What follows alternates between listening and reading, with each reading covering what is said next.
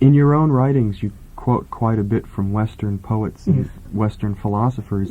I wonder if you find spiritual inspiration from them, and do you think that they are enlightened in the sense in which people from the Orient use the word? Yes, but I have to be very frank here. I do get inspiration, but not for enlightenment. Being a poet right from my childhood, when I get something inspirational, I am thrilled that there is poetry is next to spirituality. So, being a spiritual man, I try to have poetry, the consciousness of poetry in my writings, but not for enlightenment. And also the Western writers, whom I very often quote, I must be very frank with you that their inspiration or their achievement, let us say, is derived from the Eastern background. Again, I have to say, very frank with you, that there is no such thing as East and West. True, we have got the light, inspiration, messages from the holy past, from the Vedic seers. But I used to say the Vedic seers also lived in the universal consciousness, in a universe. So truth is not the sole monopoly of the East or the West. But unfortunately, the West and the East very often want to remain separate. The East claims its spirituality as its own monopoly, and the West claims its scientific achievement as its monopoly. In self-discovery, while we try to discover ourselves, we find that science and spirituality must go together. The offering, the achievement, contribution of the West is of greatest importance. India, or let us not use the message of peace that we hear in the East, although there is so much war going on, but the message of peace that we see in the East and the message of here soul's dynamism that we see in the West, they must be combined. So when I read some writings, there I get the old ancient message of my great-great-grandfathers. Hello? Hello? Hello, turn your radio down a bit. It's off. Mm-hmm. Just flip the monitor off. I'd like to know how all of these disciplines fit into things, diet and everything. It seems that if God is everything, keeping our mind on just that we shouldn't need anything. Do you know what I mean? Yes, I have understood. God is in everything. True, it is true. God is in tiger, God is in a snake, but I won't go and stand in front of a tiger or in front of a snake.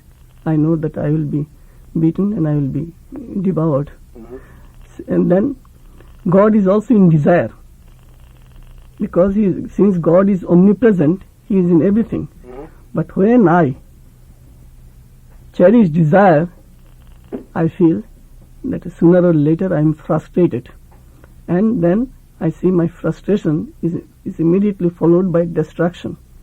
But isn't God in the frustration and the destruction? I mean, isn't He is everything, but I have to use my common sense. He is in also aspiration. So I have to use God. Since God is in aspiration as well, I have to search for the God who is in aspiration. So there I get abundant peace, light and bliss. So fill the water is also water, and also pure distilled water is water. Why do I drink pure distilled water? No, what I mean, Shri Чинмой, I didn't mean to interrupt you, is that God isn't. I mean, even the thought that I'm doing this, I know it's just God saying I'm doing this. Yes. You know what I mean? Like, I fully understand now. I used to say that we have to use our wisdom. If we do not use our wisdom in our day-to-day life, then we make no progress. Here we have come into the world to make progress. Success we offer and failure we offer at the feet of God. success is a form of experience, failure is also a form of experience in life. But God, as we said before, that He Himself is transcending His own realization. So we feel that the more we can make progress consciously, the more we are achieving, revealing, and manifesting the truth. But somehow it just doesn't seem. It seems like there's something missing. Like even this seems like, it's just a thing that's just coming out. Like even the quest, is it necessary? I mean, it seems like just knowing that God is everything. God is everything, true. But if there is no quest, God is in everything, true. But what kind of life we lead in spite of knowing? We quarrel, we fight, we strangle, and we do everything undivine.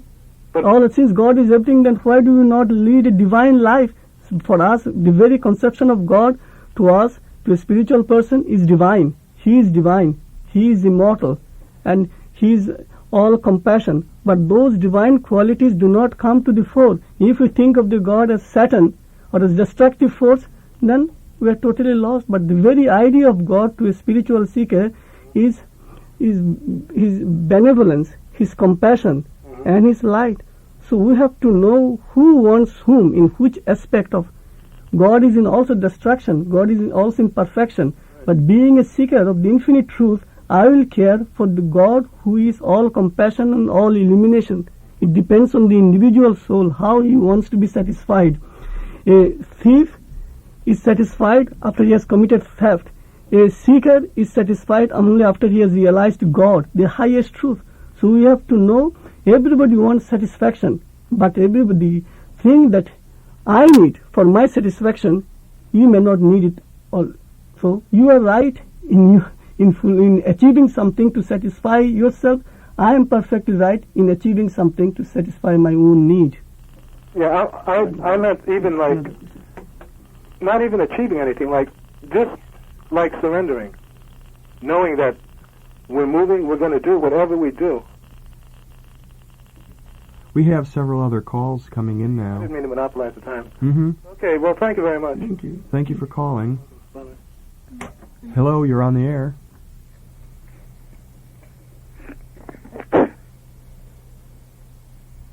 Hello. Yes, good morning. Good morning. I would like to ask you this question, sir. I would appreciate your comment on a statement that I read just yesterday in a book by Paul Brunton. He said that formerly secret and esoteric knowledge and experiences, the sort that used to be open only to the initiates of the secret mystery religions, as in Egypt and the yoga experiences of centuries ago, that these experiences are now becoming available in this age of Aquarius to the many, and they are no longer secret, so that many paths, if they are followed with integrity and openness, are now making people that live today able to have experiences that formerly had been had just by a very, very few people. Do you see that this sort of cosmic change or vibrational change is really happening? Yes, what Paul Brunton has said is perfectly right. Previously, yoga was confined to a selected few. Now yoga is open to all. Previously, even India, the land where yoga was all the time practiced, I used to say that it was confined to the limited. Now here it is open to all. It is like the book of yoga is no longer sealed. It is open to all.